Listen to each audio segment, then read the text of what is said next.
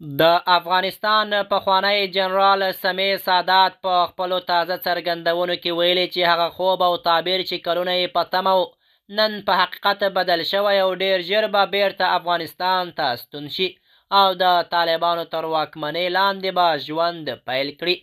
د حقیقت نیوز چینل درنو کتونکو سلام، ستړي مشئ، وخت مو په خیر. په سر کې یادونه کوم که حقیقت نیوز چینل مو نوی سبسکرایب کړئ نو په درنښت سره همدا اوس یې سبسکرایب کړئ ترڅو زموږ مهم او تازه خبر تر ټولو دمخه تر تاسو در ورسیږي.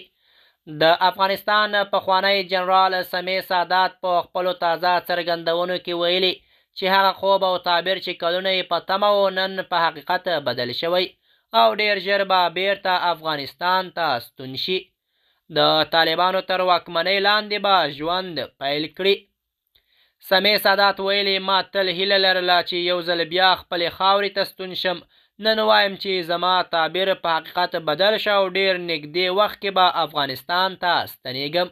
نوموړي زیاته کړې چې د وطن پرېښودل اسانه پرېکړه نه وه، خو اوس یې اراده کړې چې د جګړې او سیاسي اختلافاتو پر ځای د سولې او عادي ژوند لار غوره کړي.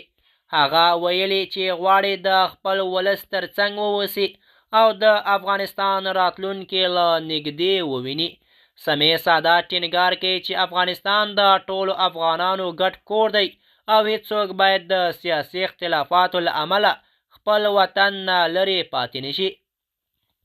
د هغه په وینا که افغانان یو بل وزغمي او د تفاهم لاره غوره کړي، هېواد کولی شي له اوسنۍ کړکېچ څخه ووځي.